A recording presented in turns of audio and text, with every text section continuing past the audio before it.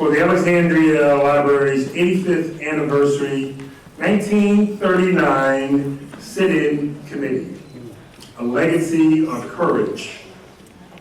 It is my pleasure to introduce your MC for the evening. And here she is, right on time. We can't start without you, so no. Our MC for the evening is WUSA 9's morning news anchor, Allison Seymour. The Alexandria Library Foundation and all of our library supporters are delighted to welcome Allison to begin tonight's program.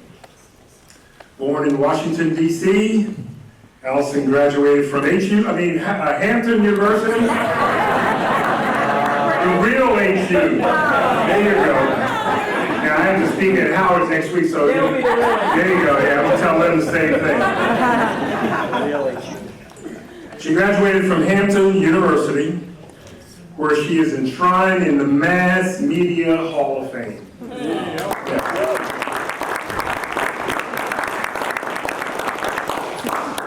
Of course, we all know her best for her presence on WUSA Channel 9 on the morning news programs. I don't get up until 11, so nice to meet you, nice to see you.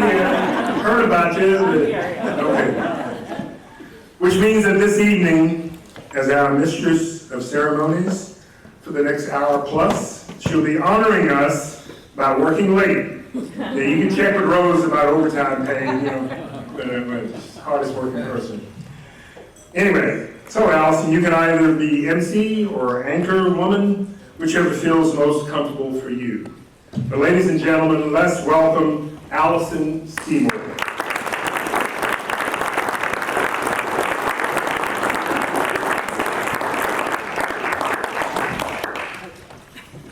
Tonight I'm going to be a fan of the Alexandria Public Library and the Foundation. That's how you can refer to me. So thank you so much. I am just so overjoyed to be with all of you this evening. I have long been fascinated, just on a personal note, just by the history, the rich history of where we are in Alexandria. And then when I learned about the rich history of the library, its founding in 1794. It's just so amazing. And how this year we'll celebrate what has to be one of the first peaceful demonstrations for total civil rights right here in the country.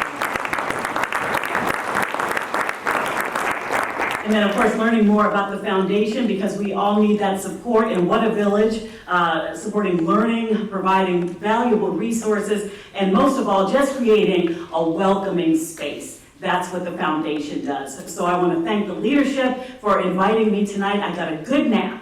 I'm good. I am good.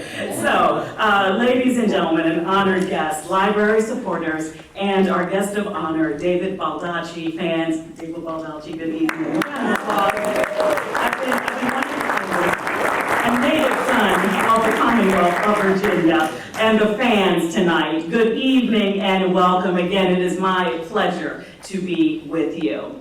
We have a wonderful program. We're going to have a really great Q&A about this book, A Calamity of Souls. Have you all read it yet?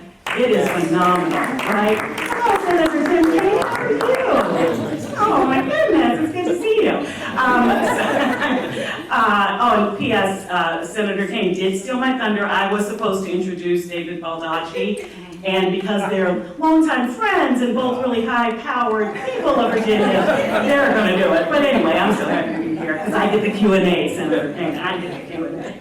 Now, it's my privilege, though, to introduce you to Dr. Trudy Bellardo-Hahn, who is the president of the Alexandria Library Foundation. Trudy has been on the foundation board since 2017, and before that, she taught for 40 years. She was on the faculties of Drexel University, the University of Maryland, Catholic University of America, and the University of Kentucky. And her experience covers academic libraries and public libraries, along with special corporate and governmental libraries. And she has written and edited 6 books herself, numerous book chapters, and now keeps busy volunteering for Alexandria Library and the Smithsonian Women's Committee. Trudy. Let's give her a round of applause.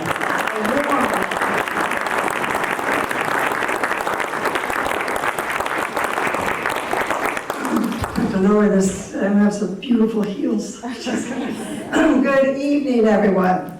I am absolutely delighted to welcome you here and this is our second annual author event that's organized by the Alexandria Library Foundation. And for everyone here, we appreciate your support. It's my job to recognize a few people, special people in the audience. And so if you would stand when I announce your names, that would be great. Besides myself, the other members of the foundation board are Councilman Kanak Aguirre, John Ashford. John, I know you're here. There you are. Oscar Fitzgerald, Diane Fox, Albert Mosley, Robert Ray, and of course the executive director of the Alexandria Library, Rose Dawson. We also have former foundation board members, Delegate Elizabeth Bennett Parker. Elizabeth, you there? Patricia Jane Rogers. I also want to recognize and express all the volunteers who helped you get in here, who helped you park and sign in. They are friends of the various libraries of Alexandria, and we certainly couldn't hold an event like this without their generous volunteering their time. Finally, I would like to recognize and thank our wonderful sponsors for their contributions to our library and the community. At the presenting level, a very big thank you to Amazon and the Brown Sanchez family. At the book lovers level, I didn't make up these categories, it's cute. Thank you to Wynn Sheridan and the Alexandria Restaurant Partners, and that delicious food that you're going to enjoy and that we enjoyed at the reception earlier is from Alexandria Restaurant Partners, ARP. They're our caterer for the night. The Alexandria Theological Seminary, who is letting us use this space tonight, and especially Ebony Davis for all her event support and assistance. Also, Comcast, Dominion Energy Charitable Foundation, Walsh, Colucci, Lubelli, and Walsh, and at the publisher level, Virginia American Water, who is, by the way, supplying the water tonight. At the editor level, Believe in Reading, Libby, and NSC. And finally, at the bookworm level, the Friends of Beatley Library, REI, and that's not the REI you think, it's Restoration Engineering Incorporated, Rosenthal Landmark Honda, Cersei Dynex, Truist Foundations and Endowments, Washington Express, and Donnie Wintermood. So let's thank them all.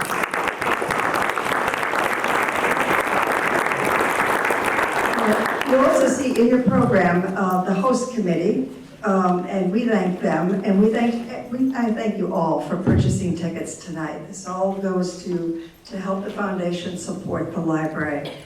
And specifically, we're trying to raise money for the sit-in conference room, and as well as for all the services, materials, and programs that the Alexandria Library provides to us. Now, I would like to ask Steve Hartel, the Vice President for Amazon Public Policy, to come up and say a few words as our presenting sponsor.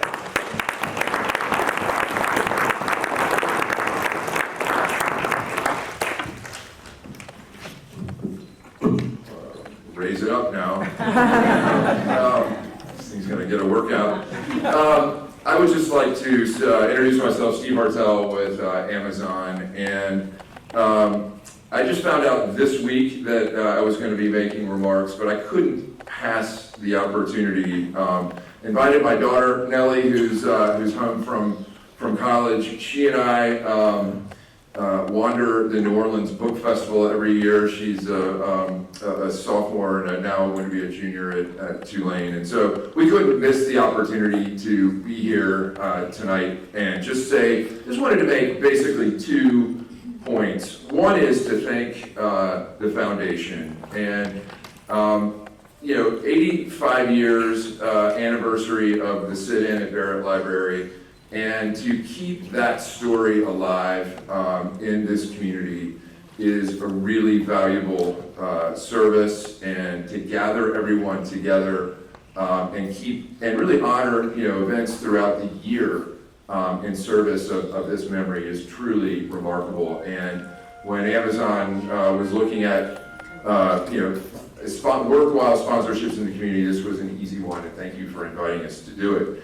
And then the second thing I'd like to say, and Mr. Baldacci, your art helps animate history, just like the foundation keeping these stories alive. To imbue history into the literature is a way to also give it life and give it legs, and to give new generations, or memorialize for future generations historical lessons in fiction in this case. It's also a tie. I think about just a quick moment with Amazon Studios. We screened Till at the White House, and if you all have not seen that story, we released it in 2022. It's super powerful. Of course, it's a devastating story, but what you walk away from that story is Mamie's perseverance in seeking justice for her son and making sure that story lived on. For Amazon, that's a story that's a screenplay that's been sitting in Hollywood for 60 years, and for us to take that and say, actually, for engaging history in a different way, it's important to make this story and put it out there, and we're going to engage a whole other generation and memorialize that story. And it's not history, obviously. I mean, when your kids tell you they're watching television, they're streaming on Prime Video, it may not be a history lesson always, but in this case, I'm very proud of that. And I would just say, if you are on Prime Video, The Power of the Dream is going to be released in about 2 weeks, and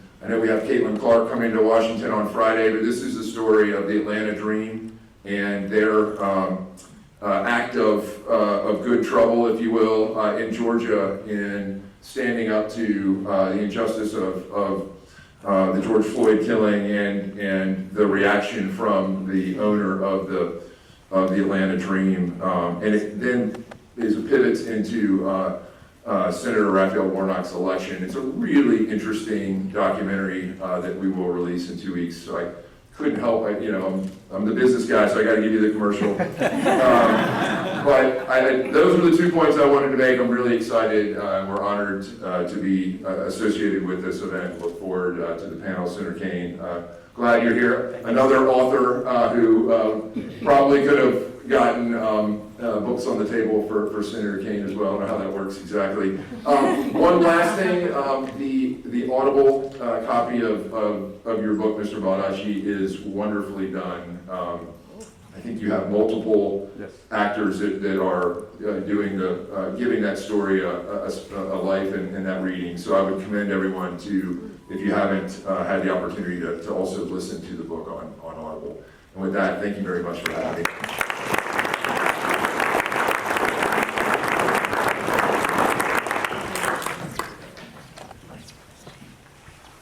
Steve, thank you so much. As a proud Amazon customer for many years, Trudy, thank you for your comments as well.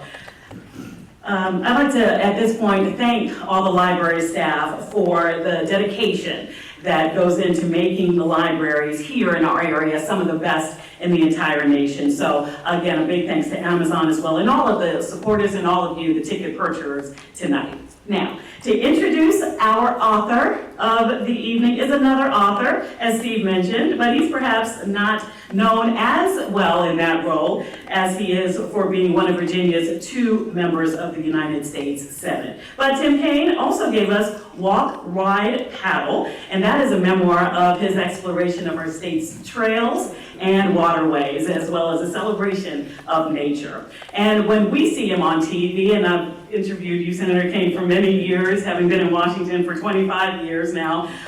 We see your hard work on the Armed Services, the Budget, and Foreign Relations Committee. So, Senator, I was just joking when I said that you stole my thunder, and I'm only this much jealous.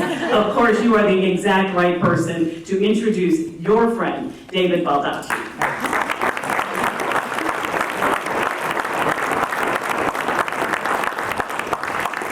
Good evening, everyone. Good evening. What a good gathering. I'm so happy to be here and have this opportunity, and I'm glad that Allison's not too mad at me to be able to introduce David. But before I do, let me just say to the seminary, thank you for hosting, and then to the library. This is a really powerful event.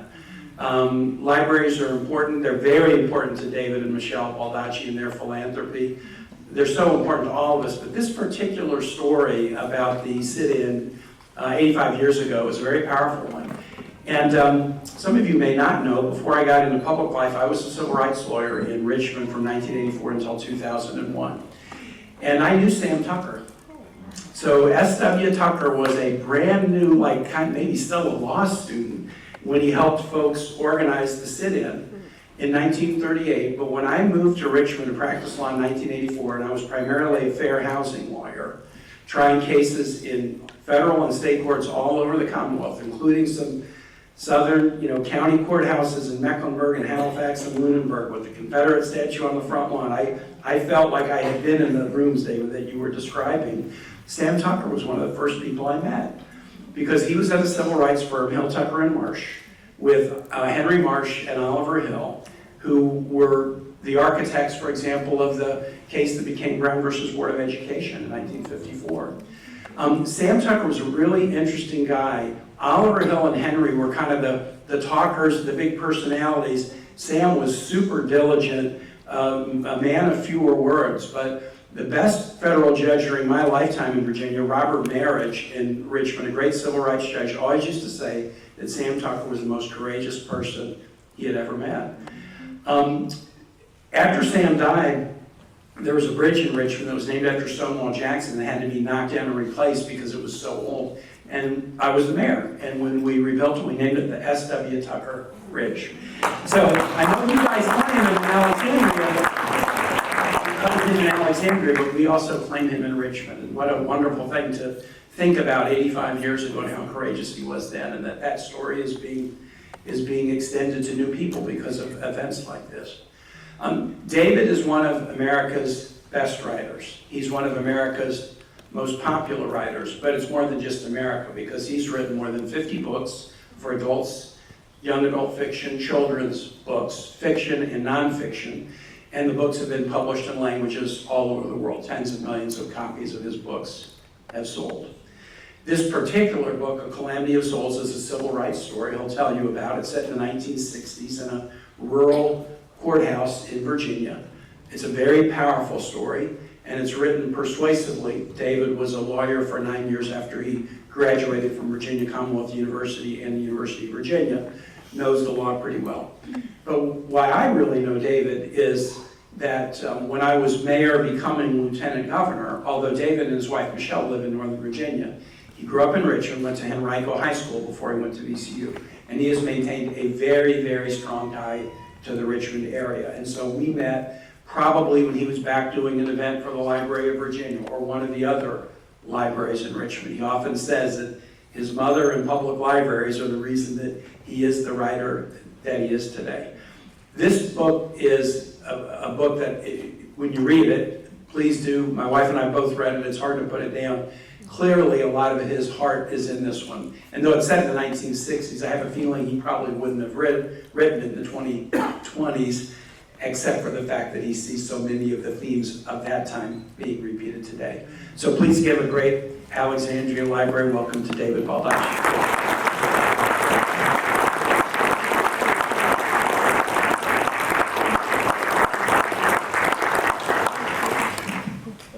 Thank you for coming tonight.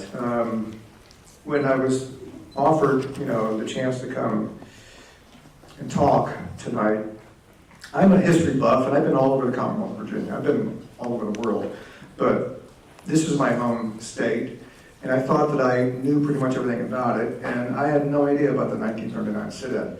And that was my fault, that was a dereliction of my duty. And it just goes to show that when you think you know everything, you probably know less than you should about a lot of things. So it's an honor to be here tonight to recognize and celebrate the 85th anniversary of the Library Alexandria sit-in. It's commemorating people of color who wanted something that should be non-controversial. They wanted the right to have access to books, to be able to read those books, and then come back and get more books to read, just like everyone else. And their actions in 1939 were at the forefront of the coming civil rights movement, which I feel did more to shape and change this country in a positive way than any other part of our history. Without the civil rights movement, who would we be? We would not be the country we're supposed to be. Today, I get it. The country seems to be reverting to the past and its dark practices, and in doing so, we have to look to the actions and courage of the people who went to that library and sat and quietly read their books, and who, against all odds, placed this state and through it this country on the way to a brighter path. The ocean is completely dark at its bottom, but if you look up, the light begins to gradually emerge, and as you keep going up, the brightness begins to dominate over the darkness, and the darkness is eventually vanquished. Now, as we head into an election this November, I think about that every day. And then I do whatever I can to make sure that light wins out over the darkness. And ensure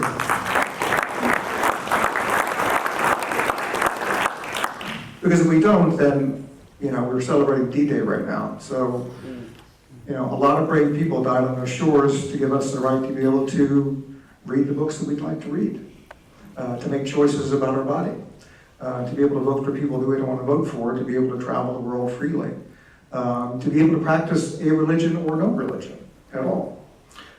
So for us not to make sure that those beliefs go forward, it's sort of a slap in the face to all the people who sacrifice their lives to give us the rights to be able to do that. And I know that it seems dire right now. But the reason I wrote Calamity of Souls and said it in 1968 was because, as Senator McCain said, there are a lot of parallels. It was a presidential election year. A lot of people thought 1968 was it for America. We were not going to survive. The Vietnam War was tearing the soul of the country apart. We had the deaths of Dr. Martin Luther King. 2 months later, Bobby Kennedy was murdered in LA. And we had a white supremacist filling up arenas around the country with people who thought he was the second coming of God. Does that sound familiar? What goes around comes around.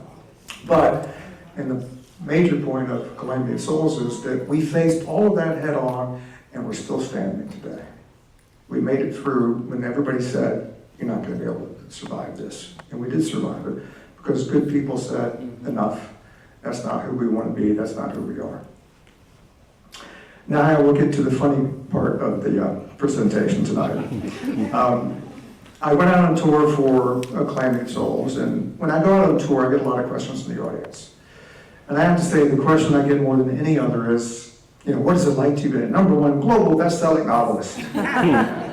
And I know the way they ask the question, they want some sort of glitzy, dramatic answer like, I get up at noon every day. And I have a sweater that I put on, and I have a little dog that I carry under my arm, and I go down to my study where I have a bevy of people waiting to write down everything I might even say, So my life is not like that at all. My wife will tell you, I'll come home from a cool event, I'm telling my wife about it. She's like, yeah, it's trash night, get on it.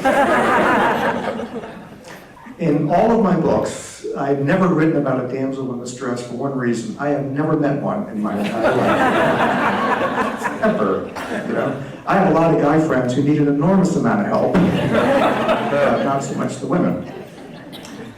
So in answer to that question, I always tell them a story about my kids. My kids are grown now. My daughter will turn 31 in July. My son is 28. But when they were little, they had no idea what Dad did for a living at all. They just knew I was home a lot. In fact, I remember my daughter telling a playmate to come over one day. She goes, yes, I don't think we're going to be able to live here much longer. And he says, why? She goes, well, my dad obviously has no job. she would not let me go to parents' career day when she was in elementary school, because, you know, that's when parents go in, and Timmy's dad was a policeman, and Joey's dad was a firefighter, and Cindy's mom was a doctor, and she was terrified, because all she'd ever seen me do was write my name in books. She was terrified that I was going to write my name in the library books at school. She was like, you can't come, you know, you're just not, we can't control you. So I never went. So when she was a little girl, I decided I'm going to take her to a book signing of mine so she could see Dad in action. So we went to the bookstore, the lady Wanda came over and she said, you know, do you know why all these people are here? And my daughter said, yes, I know. Why are they here? They want my daddy to sign their book. And do you know why they want that? She goes, yes, of course I know. It's because my daddy has the nicest handwriting. Now my son has always been that kid who's like, how can I make a lot of money really fast? Right? So I took him to a bookstore when he was 3 just to buy a book. It wasn't an event.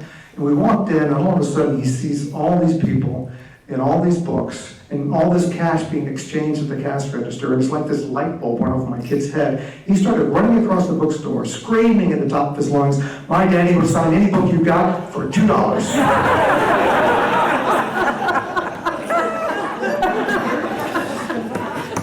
Does not matter who wrote it. As long as it's a book, we're good.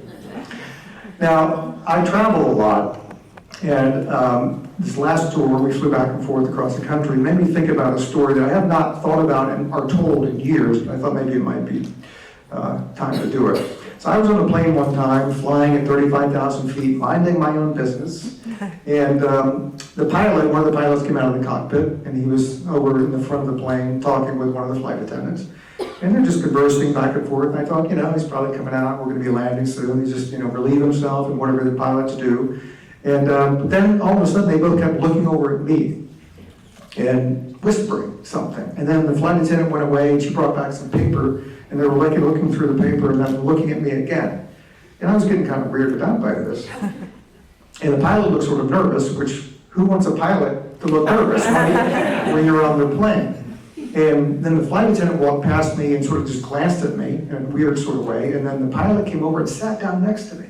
And he looked really anxious. And I'm starting to freak out myself. And he said, sir, can I ask you a question? And I said, sure, but if we're going down, I'd like to text my wife. You know, just say goodbye. He goes, oh, no, the plane's fine. We're perfectly fine. I said, okay, well, that's really good to know.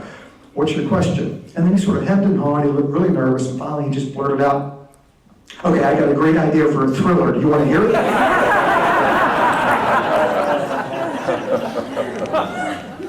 I have a vivid imagination, but that scenario never occurred to me. And I also don't know about you, but I like 2 pilots flying every plane.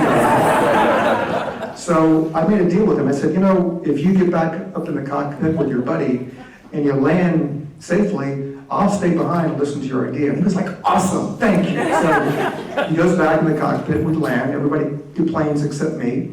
He comes back, sits down next to me with great enthusiasm, tells me his idea for the thriller. I mean, it sucked. There was nothing that I could work with in this idea. It was like beyond absurd. But I didn't want to tell him that. I'm actually a nice guy. I don't want to crush anybody's feelings, so I'm desperately trying to think of a way to sort of break this to him softly. And finally I arrived at an idea. I said, you know what? I think that you're doing with your life exactly what you should be doing. I said, most people can't fly a plane. And I have to tell you, that landing, best I've ever had. I never even felt a thing. I said, on the other hand, not everybody is cut out to be a writer, and other things being equal, I think you might fall in that camp. And then I grabbed my bag and I ran like hell. Because it was clear from his expression that he was not happy about that advice I'd given him. And I have to say that every time I've flown since then, if the cockpit doors ever open, I do a little peek inside the cockpit. And if it's him, I'm not flying with him, you know, because it would just be really bad karma. I'm not going to do that to myself. after COVID came out, I think Hollywood came along and said, we need a lot of content. So over the last year or so, a couple of years, I've sold 6 projects to Hollywood. Natalie Pine to Amazon, Memory Man to Amazon. I just sold Camel Club to NBC Universal, and Netflix, the 620 Man. And I think they're going to buy, one of the other studios is going to buy The Winner, which is a really old book of mine. For those of you who don't know, I am the only thriller writer in the world who's had not 1 but 2 Hallmark movies made of my books.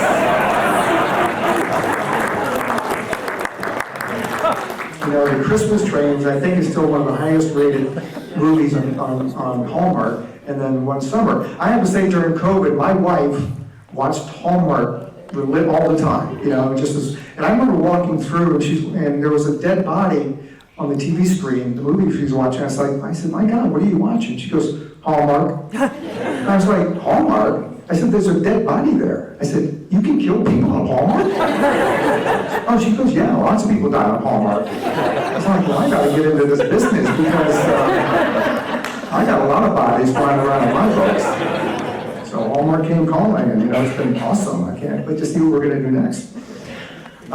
When Calamity came out, it hit #1 the first week, but I have to tell you that I have never bared my soul in a novel like I have in this. All my other books, I've loved writing them, but it wasn't about me. It wasn't autobiographical, and this book certainly was. This is how I grew up. This is where I grew up. This is what I experienced when I was a kid. And I have to say that I grew up in the tail end of official Jim Crow in Richmond, Virginia, the old Capital Confederacy, in the shadow of all those statues on Monument Avenue. And I grew up with lots of people who thought that separation of the races is the way the world should be structured. And they were very clear about that. And what saved me was when my parents took my brother and sister and I to the library every week. So I like to say that I traveled the world without a plane ticket or a passport. And I saw people that didn't look like me, pray like me, eat like me, dress like me, or speak like me, but I quickly realized our common core of humanity. And that shaped my entire perspective about the world, just from reading books about people I would never physically meet in my life, because I can't travel everywhere. And there's some places you can't travel to in real life that you can in books, like the past and the future, to give you different perspectives on life. So I just read a recent article the New York Times did about reading fiction turbocharges people's empathy levels. Empathy is the finest human quality that we can all possess. Why? Because it leads to all the best of us. The lack of empathy leads to the absolute worst we have to offer, and we're certainly seeing a lot of examples of that today. I just wanted Calamity to be a book that shows that American history has been far from perfect, that we have been at each other's throats from the very beginning, but that we have always found a way forward, even during the darkest times. I dedicated Calamity to teachers and librarians, who I call the rock stars of my universe, because they were the rock stars of my universe. I still remember my elementary school librarian, Mrs. Norwood, Glen Lee Elementary School in Richmond, Virginia, because she introduced me to a whole world that I still live in. And I meet new members of that world every time I pick up a book. And you have a superstar librarian in your midst, Rose Dawson, right here.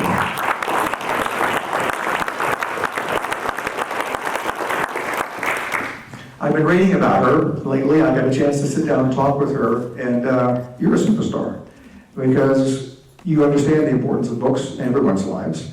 If everybody read more books, we'd have a far better world. I know that. I know lots of people have never opened a book, and I know that's caused a lot of problems in their lives. It used to be when people would come up to me and say, here you're a writer, my wife loves you, but I haven't read a book in 50 years. And I used to say, well, I know everybody's busy. Now I don't do that anymore. I have a heightened sense of urgency, I think. So instead, I look at them and I say, I feel so sorry for you. You have no idea how large of a void you have in your life right now. You better do something about it before it's too late. Because I understand that books can transform lives. It certainly did mine. Mark Twain used to say, I'm on the board of trustees of the Mark Twain House. My wife and I, 6 or 7 years ago, founded the Mark Twain Literacy Board, American Voice and Literature Board. And it provides a cash award to an American writer who writes in a distinctively American voice, which can cover a lot of ground, as we all know. But Mark Twain said that travel is fatal to prejudice. He was the most widely traveled man of his generation. He circumnavigated the world several times. But even if you don't have the wherewithal to physically travel somewhere, again, all you have to do is go for free to a library near where you live, and you can travel the world for free. It helped me as a writer. It helped me become a better person. And right now, we all know that libraries are under attack across the country. Some writer friends and I supported an opening of an office by PEN America in Florida, which is probably the worst offender of banning books right now, to fight back, PEN America to fight back against banning books. In Florida, I don't know if you know it, but if you're a librarian and a teacher and you put a book on the shelf that hasn't been approved, you can go to prison for that. It's a criminal statute. And my reaction to that has always been, I thought we fought wars against countries that did that. You know, it shouldn't be that we would do that to our own citizens. But again, we've been through it and we will get through this. My third novel, The Winner. When you think you write a novel, you think you write it, people read it, and you move on, and you don't look back. The Winner deals with a villain named Jackson, who's a master of disguise. And he figured out a way to fix the United States National Lottery. He didn't do it through like this broad-based conspiracy or inside information. He used science and chemistry to fix the national lottery. And the cool thing about science is when you take A and you combine it with B, you don't get C as a result 80% of the time or 85% of the time. You get the same result 100% of the time. That's the thing about science, you know. A plus B always equals C. So the book came out, did well, and I moved on to other books. And about 2 years later, I got a call from a journalist from Rome, La Repubblica, which is the largest daily newspaper of Rome. And he said, Mr. Baldacci, have you been following the Italian national lottery scandal? And I said, why, no, I must have missed that.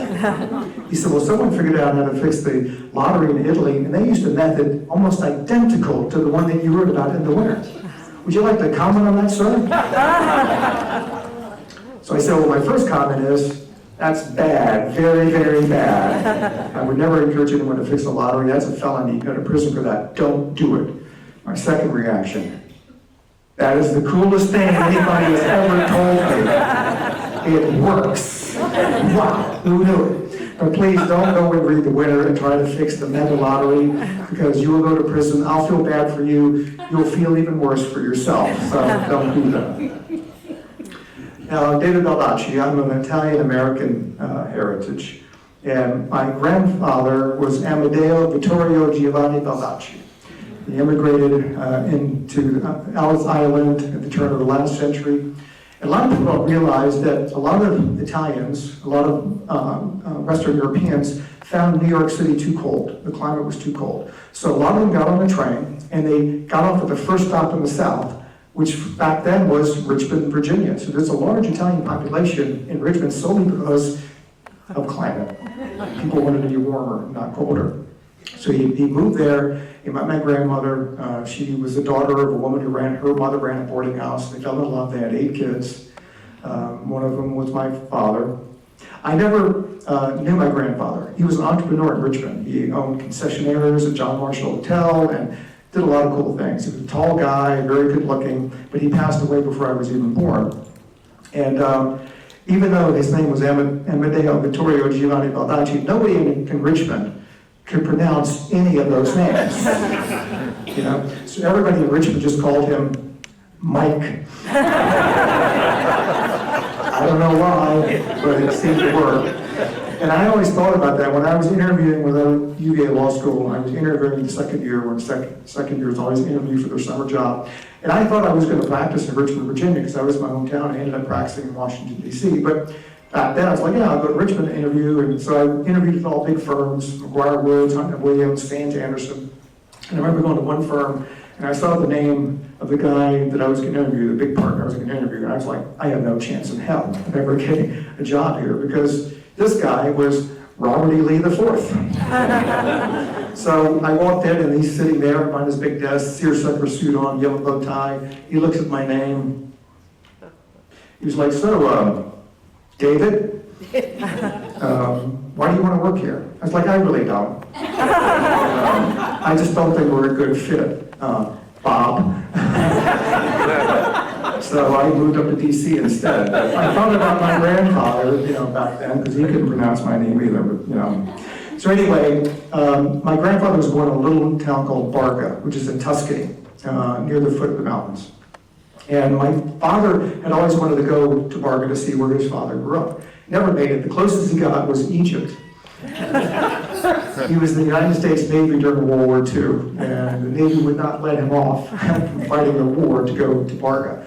So the year my father passed, I was like, okay, I should have done it before, never worked out, I'm gonna go to Barga, some for me, but mostly for my dad.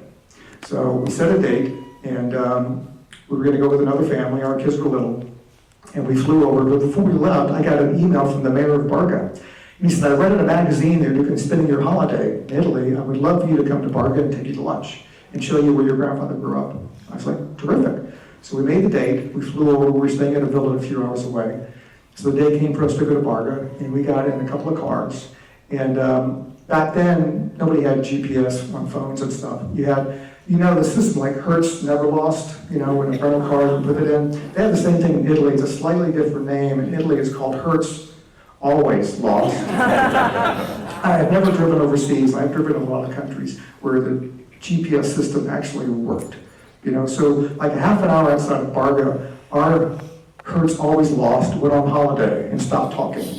And we're like, where are we, right? So my wife is trying to navigate using maps written in Italian, and it's getting late, and I was a trial lawyer, and it's beaten into your head, punctuality, don't be late to court.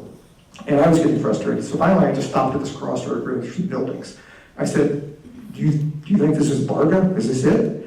My wife looked out the window and said, well, consider there's a 14-foot tall poster of you on the wall over there. It's a pretty good bet we're in Barga. And then there's all this activity around people, policemen directing traffic, and I rolled down the window, I got the attention of one of the officers, he came over in my broken Italian and his broken English. I said, is this Barga? He goes, yes, it's David Baldacci Day in Barga, park over there. So I slowly rolled the window back up, and I turned to look at my wife, and my wife is giving me, like, we all husbands know the look that I just got from my wife at that moment. And she looked at me and she goes, David Baldacci Day, are you freaking kidding me? You said lunch. I said, honey, I had no idea. Liar! I was like, okay, I'm sorry. So we parked and got out, and Barga is like Lucca, just on the smaller version. It's a walled city. On the outside of the wall is modern Barga. They call it New Barga, and that dates from the 16th century. Behind the walls is Old Barga, and that dates from the 11th century.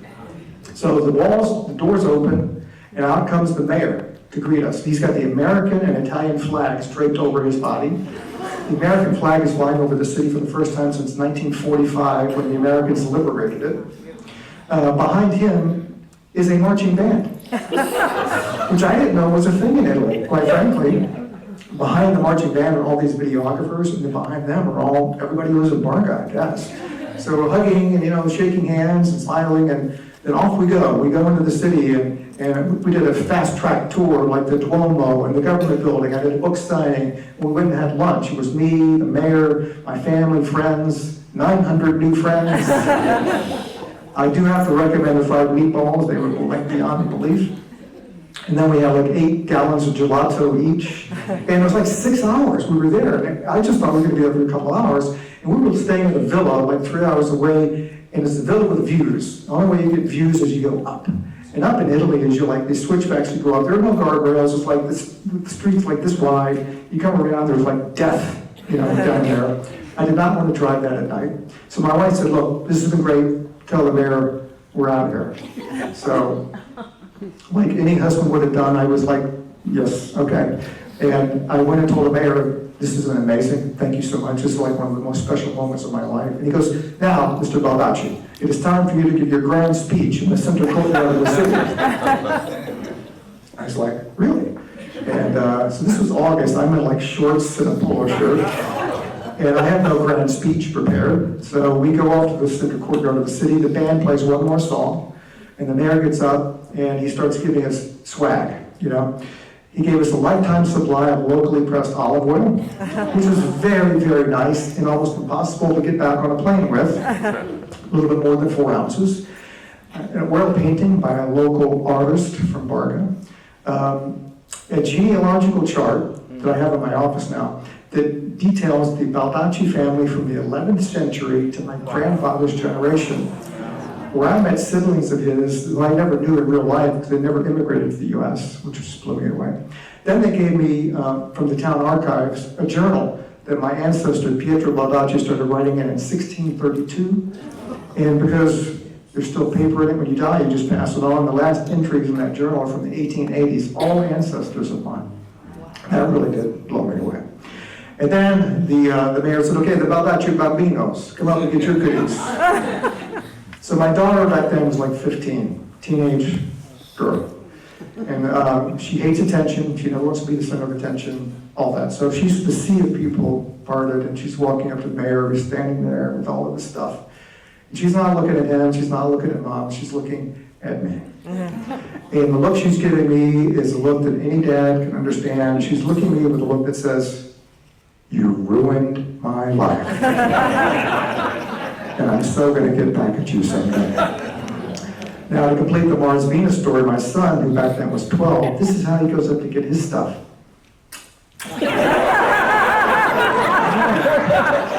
I know, I'm amazing, right? I remember my wife was standing next to me. She goes, I don't know how we stand you people. So that's my turn. I go up and I said, you know, even though it's August, it feels like Christmas. This outpouring of warmth, gifts, family, tradition, history, really is almost beyond impossible to process at this moment. I will think about it later, but it is a magical moment in my life, and thank you so much.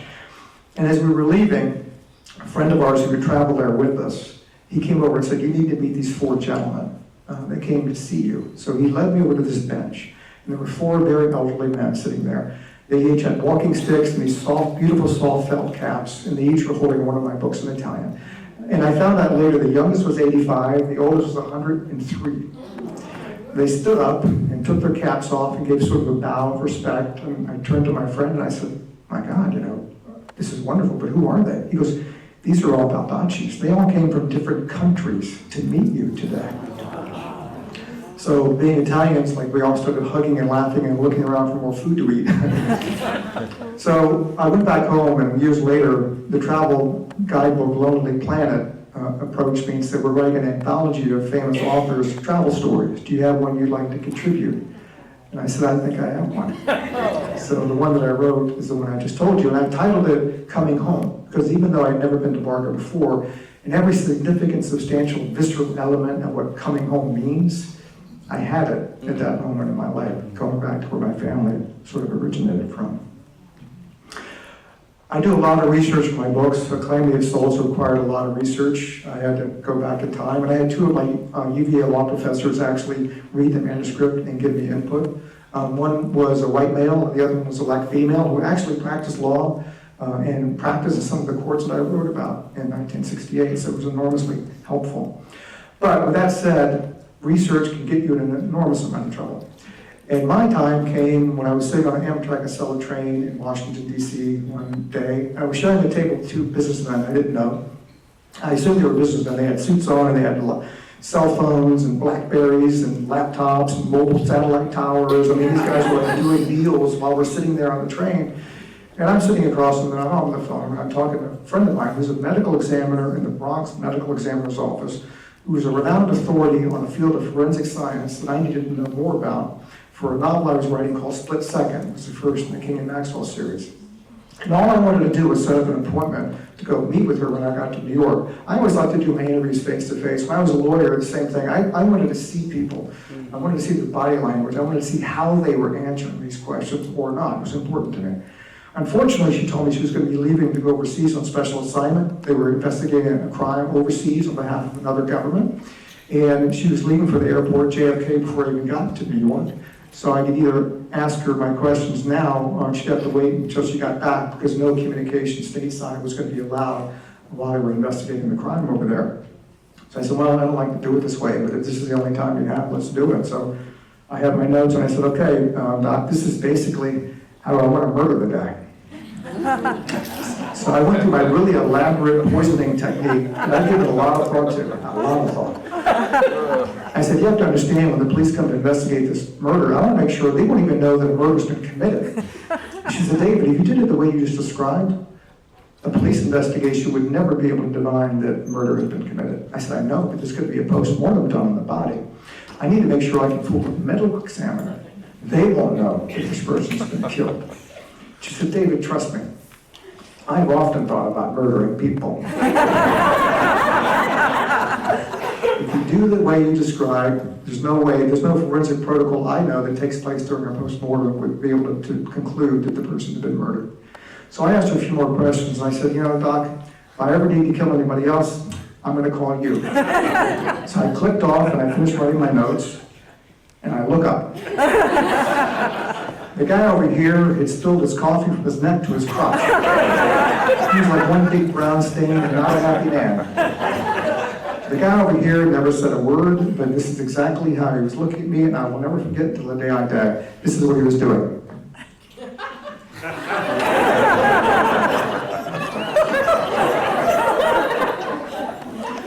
And over his shoulder, here come the Amtrak police. Amtrak has its own police force. I did not make it to New York that day. I was detained as a person of interest by the Amtrak police, who apparently don't read a whole lot of books. And if you think I'm making that up, go check out a copy of Split Second from your local library, because in the acknowledgement section, which is a place where authors thank people who helped them with a book, the very last acknowledgement in Split Second reads something like this. To any and all passengers on the Amtrak Acela train who might have overheard me discuss any poisoning techniques for purposes of researching and writing a novel, were probably scared out of their wits at my seemingly diabolical intent, I apologize.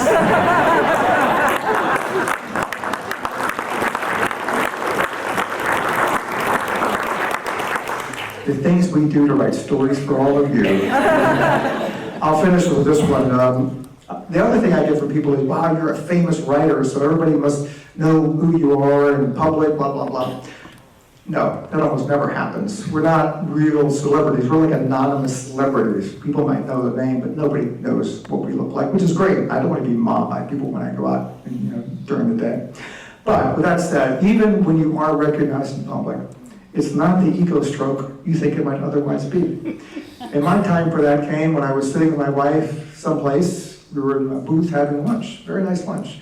And as people do from time to time when they're having lunch, I looked around the restaurant. I looked up, and across the way, at the very corner, farther apart from my table, there was a man and woman having lunch, and the woman was like laser locked on me, like this.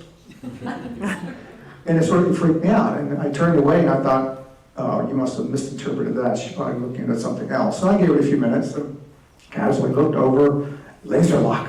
It was like I had a red sniper dot on my forehead. And I just stopped looking. I was just eating my lunch. And a few minutes went by and I felt a presence next to our table. I thought it was our waitress, and I looked up and it's the woman. So she pushes me over in the booth and sits down next to me.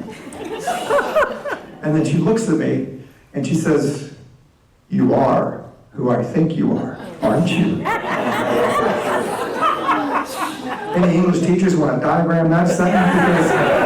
Because it's brief, but it's really complicated. Now, again, I have no idea who this woman is. I don't know if she's a psychopath. I don't know if she has a weapon. So I just said, as calmly as I could, well, I said, "Do you read a lot of fiction?" And she says, "Oh, yes, I do." I said, "Well, then I probably am who you think I am." And then she just lost it. She's like, my God, never in my life did I think I would have an opportunity to meet you. This is the most magical moment of my entire existence. I can't even process what's happening to me right now. And then she turns and literally screams all the way across the restaurant to her husband. She was like, I was right, Joe. It is John Grisham.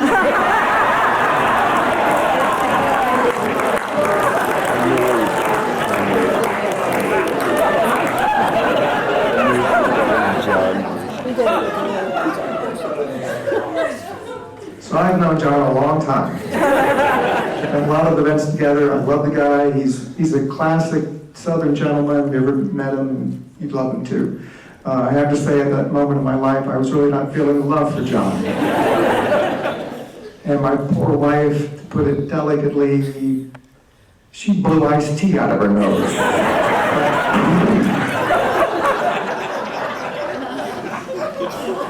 And after she finished laughing hysterically for like 5 minutes, she said very politely to the woman, you know, that's the right genre, but the wrong author. And the woman did look mortified. She really did. And she looked at me, she goes, oh my God, are you Baldacci? And I said, yeah, I am. So then this woman turns and she screams across the restaurant again. She was so mad. She goes, you were right, Joe. It is the Italian.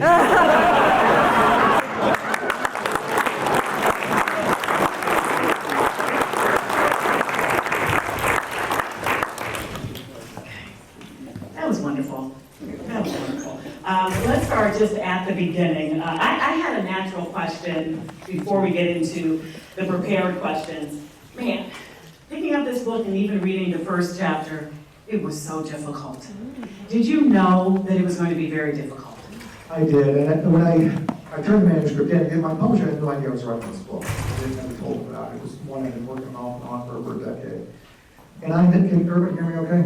Okay. So and they said, like you, wow, that first chapter, that's tough.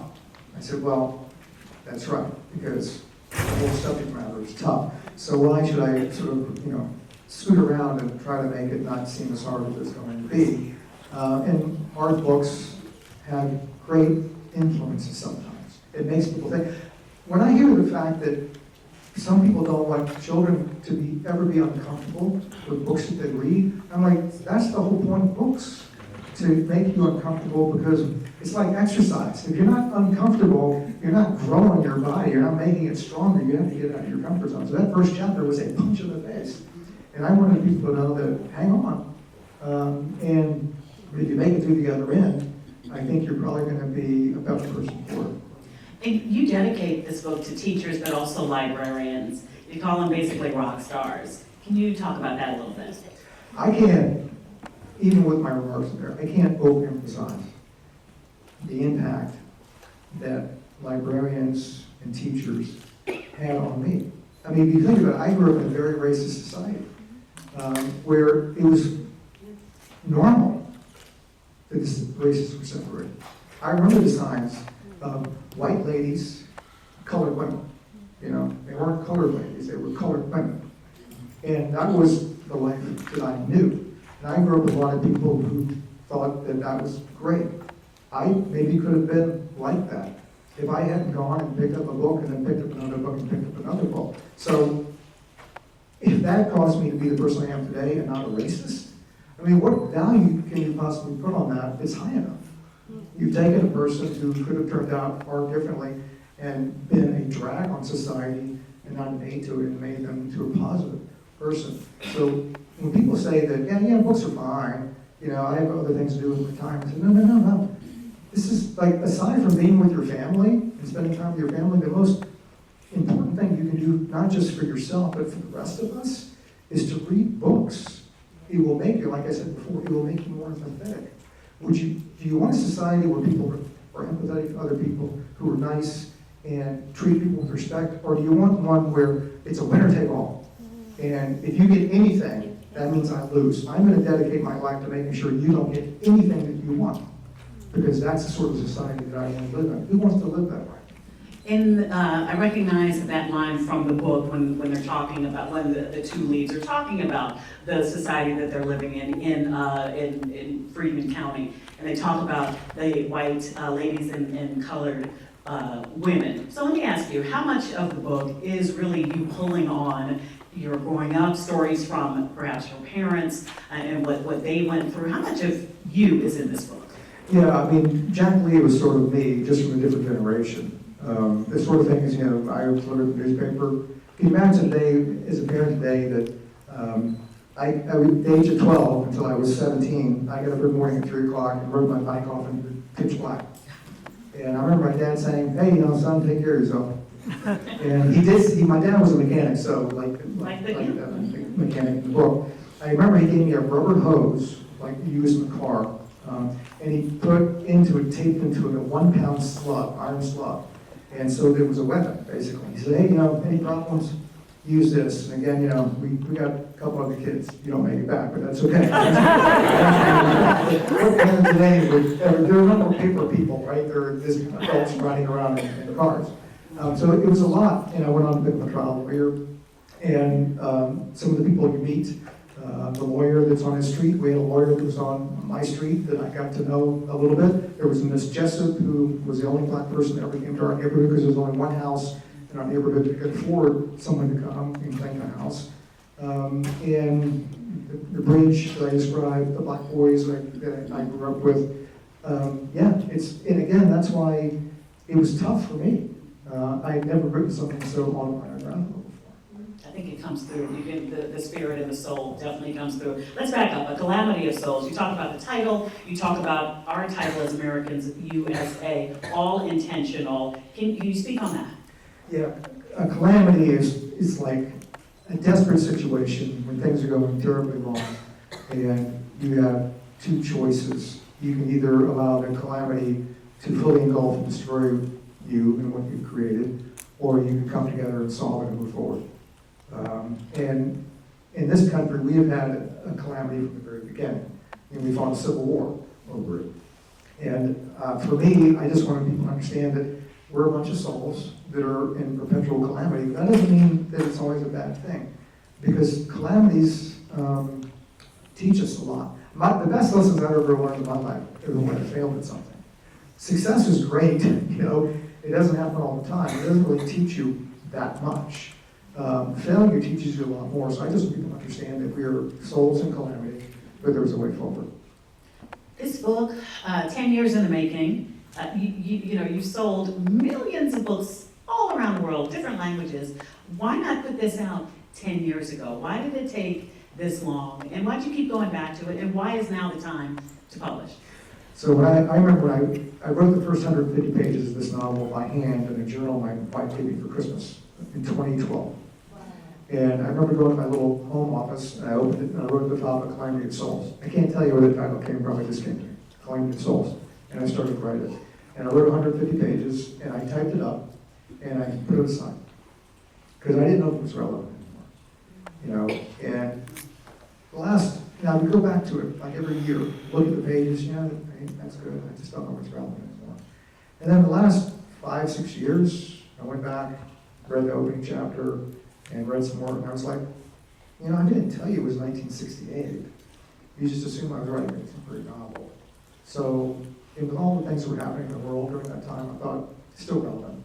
And if I don't do it now, when am I going to do it? And I talk all the time about getting out of your comfort zone and shaking your life up, so I need sort of to practice what I preach. And I decided, even with all the other books I was writing at the time, so you're going to sit your butt down, you're going to do what needs to be done to write this book and do it as well as you can, and so I did. And we're so happy that you did. Aren't we happy? Yeah, that you did. So our phenomenal library director, Rose Dawson, I think you felt like me. It was hard to get through that first chapter, but you put it down for a second, you kept on reading. So it was hard to read, but what in the world was it like to write? Some days I would sit down and just worry about so many different things. What am I doing? Am I capable of doing the story? Because In the author's note, which I actually read on for the audiobook, because they thought it was important to hear my voice, I was very often the observer of racial hatred and violence and bigotry. I was never the target of it. And I compare it to a quote that Mark Twain, probably his most famous quote. And for me, that truly is the difference between the lightning bug and the lightning. Okay? That being a target of racial violence and hatred, it's like being struck by lightning. Being an observer of it, like a lightning bug. Nothing physically ever happened to me. Nobody was coming after me to take my life or to harass me. So I thought, am I the right person to write this novel? Because far more powerful novels will come from people who actually were the targets of that. And I completely understand that. But I thought, if I can give a perspective from a white guy growing up during that time period, maybe that has some value too. It's not the be-all and end-all. This is not the most important story that's ever been written at this time, not even close. But I thought, if, being someone not of color, to write the perspective where I'm trying to at least show this is the world that I knew. And it was very important for me in this novel. I love To Kill a Mockingbird. I love Time to Kill. Those are great novels. But I remember when I was writing it, my she went back to school. She's in law school now. She's been working in not-for-profit world her whole life. She was down at the Texas border for a year and a half with ACLU lawyers helping people seeking asylum. And she called me up one day and said, Dad, I said, I would never go to law school because you were a lawyer, but I think I can be a much better advocate for the communities I want to represent with a law degree. And I said, go for it, girl. Because you can. With a law degree, you can do lots of different things. So she knew I was finishing this book. And she said, will you promise me one thing? I said, okay. She goes, will you not make it a savior book? And I said, it's not going to be a savior book because the best lawyer in this novel by far is a black woman. And that's something that Mockingbird and Time to Kill didn't have. I'm not saying those are great books. I took on two isms in this novel. I took on racism and I took on sexism. I grew up, my mom and dad's families were huge. So I had 17 aunts. And they were all powerful, forceful, talented women, and not a single one of them ever realized their potential because they were women. So I grew up with that, knowing that these were people that should have had different lives and should have had higher expectations, but the world told them they were not that good. So I knew from the get-go that Desiree DuBose was going to be by far the finest lawyer, and Jack Lee, the white guy, who normally in these novels, he would be, the advocate's bench, and she would be helping him. It was reverse. I mean, I long ago conceded the fact that men are the weaker sex, okay? I will just say it right now. But it was really important for me, for her to have that role. Because for me, it was fulfilling the potential of so many women I knew growing up who never realized theirs for the very wrong reasons. Like Hilly. Like Helen. Like Hilly. So near and dear to my heart, besides all of the book, page 191, you introduce a black news anchor at the time. But I thought, wow, okay, this is Richmond or that area. I knew that's where you were from. Is this a real person? What's the backstory here? So, who is this woman? The TV journalist and novel name is Cheryl Miller. And Cheryl Miller has been one of my best friends for 25 years. Cheryl Miller is a black CBS anchor in Richmond. She's worked at WTDR, which is the first television station in the South, as I can tell you, for 40 years. So when she started, she was the only one. And I told her when I was writing this novel, I said, you're going to be in the book. She goes, what do you mean? I said, you're going to be in the book. There's a character. She goes, you mean my name? I said, yes, your name, Cheryl Miller. It's going to be in the book. So when it came out, I sent her a copy, and we did an event together, and she was deliriously happy. But I said, Cheryl, you understand that you more than earned the right to be in this novel, because I could not have thought of anybody else better suited to represent what I was trying to do with that character. You broke all sorts of barriers and glass ceiling, destroyed them. And when everybody said you couldn't do it, you just went harder. And you did it. You proved everybody wrong. And again, it was just, to be able to do that for a friend that I care so much about was just wonderful. Give her my regards. I will. And thank her for that glass ceiling breaking down. I just want to ask about the authentic ending versus the happily ever after. Knowing the difference, I think it's brilliant what your daughter said. Don't make it a savior book. And then I just remember when Du Bois. Well, right? WEBS, Okay. yeah. Comes into the scene and you're just like, who is this powerhouse? So all of those little decisions, I'm sure very intentional, but how do you know the difference between trying to give everybody that happy ending that we all want versus an authentic ending, which still could be happy? So when a lot of different people, my agent, publishers, some of my close inner circle I get answers to, they were like, wow, that is something, And no spoilers. oh, I'm not gonna spoil it, but could you do it another way, they would say. And I said, well, I could do it another way, but that would be saying, oh, we won this tiny victory, so it's all good now. Nobody has to worry about it anymore. We don't have to fight anymore. We don't have to go out and do the things we need to do because it's all done. I mean, in 2008, right, that's what everybody said. Hey, no more racism in this country. There's a black president, so we're all good. I don't know how many people feel good about it right now, but I don't think so. So I said, look, you have to earn stuff in life. You're over lunches. I'm not going to end the book saying that one tiny victory at one moment in time, and we're all good to go. I said, this is how it was. And it also was an example for me to show that people are not born racist, they're made racist. And the next generation learns from the former one, both good things and bad things. And two, as you know, it cost everybody at the end, on both sides. A horrific loss. But there's also hope in this book. This book is full of hope and resilience. That as bad as it can get better. We're actually cheering in some parts of it when some of these characters sort of make that turn, let you know about the full backstory, not to spoil anything if you haven't finished it. But these are beautiful moments. But you know what is also beautiful is you taking some of us as a person of color behind the veil of those private conversations in white homes in 1968. What is that?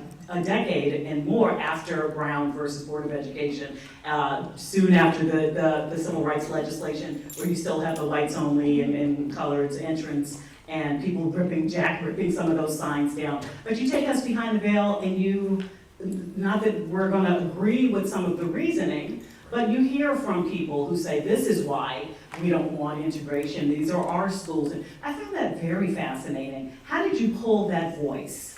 I wanted to, in my life, I've known many people who are racist, and like everybody else, racism, there's nothing monolithic about it. People get there different pathways. And if you ever want to deconstruct that person and put them on a better path, you cannot do that unless you know how they got to where they got to. And I gave you 5 or 6 different examples of people that I knew growing up in my life and how they got to where they got to. Some of them did it just because you're irredeemable. You meet a couple of those in the very first chapter. But there were some in there that felt like they never saw color until the world told them, you got to see color. Yeah. And there's no way around that. So if you want to live your life, then you have to live it within the parameters which we dictate. And I can't tell you how many people I know who fell into that part of the world. And I wanted to sort of illustrate that to show that, there are ways to get to somebody's heart and soul if you take the time to sort of know where they are and where they came from. And it's difficult. I'm not saying that's easy. Hell, it's difficult to sit down and have conversations like that. But I feel like if we don't have those conversations, then we're never going to move forward. We're here in Alexandria, where we're talking about the 85th anniversary of it's got to be one of the, if not the first, one of the first peaceful sit-ins, Samuel Tucker and the rest in 1939. Being arrested, and in your research, you spoke wonderful stories about some of your research on the Acela train, hilarious. But when you look back in history and you don't see some of the same brutal treatment that we see for our, Jerome in the book, are you surprised? And what do you think of the difference? I don't know if you've looked into that, but the treatment received here in Alexandria by these young civil rights, pioneers versus some of the things we saw in the 60s. Yeah, I was actually, again, when I learned the sit-in was in 1939, I was like, oh my God, that is really early on, and I should have known that. And I have to think that it might have been where it happened.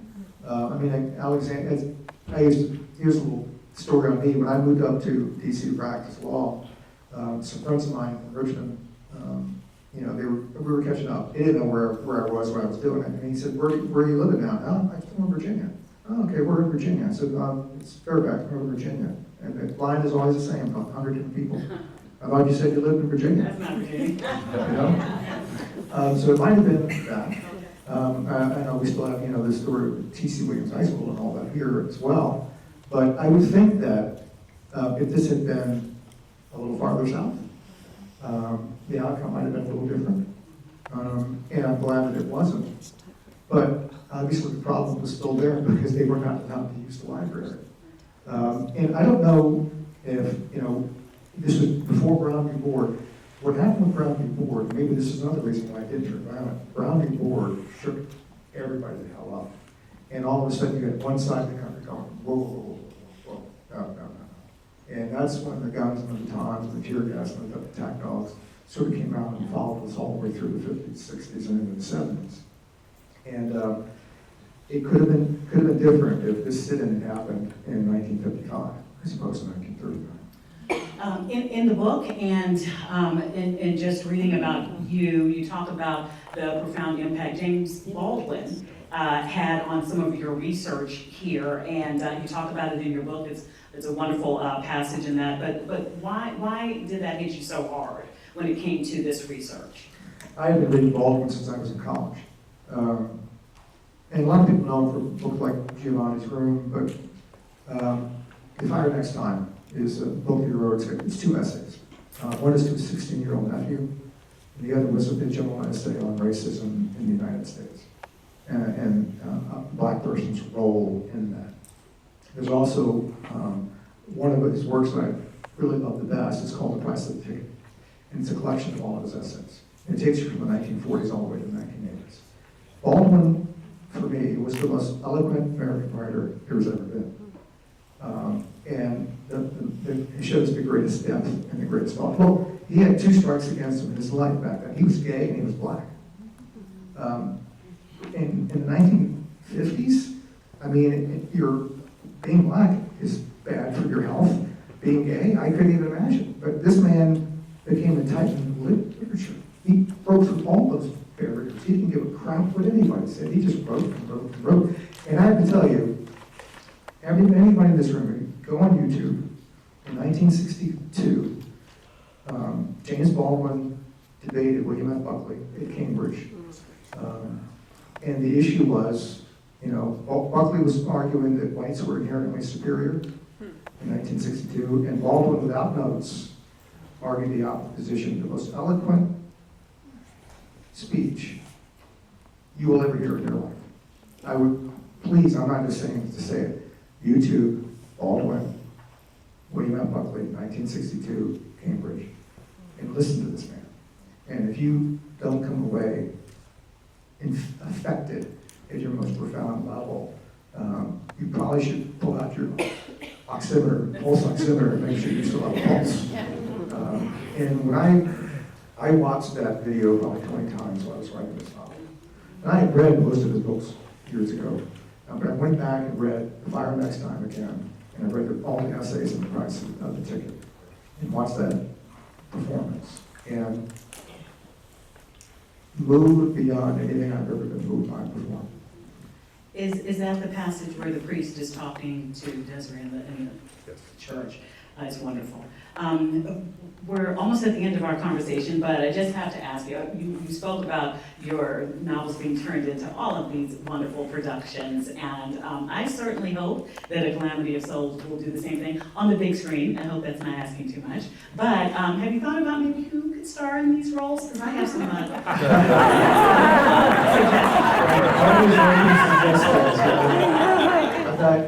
We've had a lot of interest from people in Hollywood already for this novel. Excellent. And names like Janelle Monáe for Desiree, Tessa Thompson for Desiree, Sandra Bullock for Hilly. You know, Sandra Bullock turns 60 this year. Could she be the mother of a 30-year-old? Yes. Yeah, she could. Yeah, I guess I could be too. Who'd you say? She's a Virginia. Oh, she's a Virginia. Okay, well, then there we go. All right. So yeah, there's a lot of interest in this, and I do think that people who talk to me that are formulating offers for it now, they said, look, this book is there's so much to this book. This is not a 2-hour movie, this is like a 10-episode limited series. Excellent. Because we need to show everything in this novel. Okay, take it back what I said about the big, we could do both. We can do both. We could do both. We are partners. We are, now we are. Okay. David Baldacci, you are wonderful.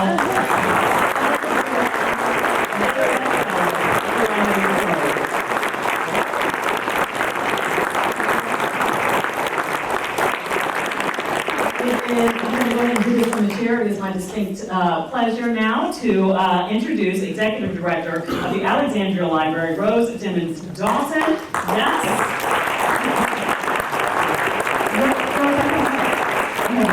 I see you getting ready. I have more to read. Okay. I'm going to give you all of it. Okay. Rose is in her 16th year as the director of the Alexandria Library. We honor you. We see you. You are wonderful. As David said, you are a rock star. Take it away. Good night. Thank you, everyone. Oh my gosh, you guys are beautiful from here. I just have to tell you, I was sitting in the front and so I didn't know what was behind me, and so this is fabulous. This has been a wonderful evening. For those of you who know me, you know that I have been seriously fangirling, okay, the whole evening. Allison Seymour, you came and did a thing at my child's school, Shepherd Elementary, when she was in 3rd grade. You and your husband. And, you know, David Baldacci. So all weekend long, I am going to have bragging rights, you guys. I will be monopolizing conversations to say what I did on Thursday night. So I really would like to thank you both. And so if we can give them another round of applause.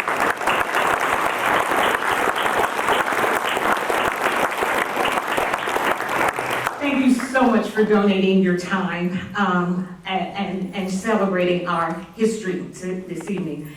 Alexandria, we all know, is a city that is very proud of its history. And the library is no different. And as the first African American to serve as your library director, it has been my personal privilege to try and ensure that we balance the scales when it comes to this subject, so to speak. So tonight, I want to thank you all for supporting those efforts. At the end of the day, it all boils down to access. Access to a public library, as those 5 young men did in 1939, challenging that. Access to books, the freedom to read. It's something that we often take for granted. Access to programs. It is appropriate that we recognize this, particularly in this month of June as we celebrate Pride. And access to the staff that represent all of the communities that we represent. And it is because of you all that we are able to do this, because we can't do it alone. And on behalf of my amazing library staff, I know some of you are in here, if you would please stand. I want to thank you for helping the Library Foundation pull this off.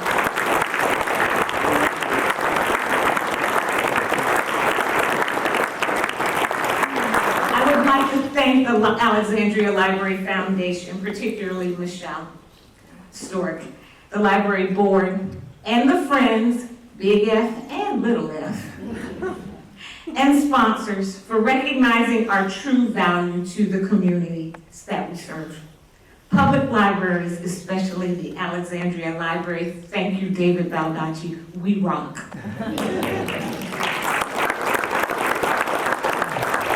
So at this time, I'd like to close our event out. We'll allow Mr. Baldacci to go over where he will be signing the books out of the room across the hall. Ms. Seymour, you're welcome to join him. I thought it was asleep. And we have a book for you that is signed by Senator King as well. There are restrooms that are outside through the back of the door, and the setup for the reception, because we aren't going to let you leave without additional knowledge. And so we are going to break this room down, but you will be able to get more refreshments at the back of the room as well as in the other area. And so we want to thank you and have a good evening.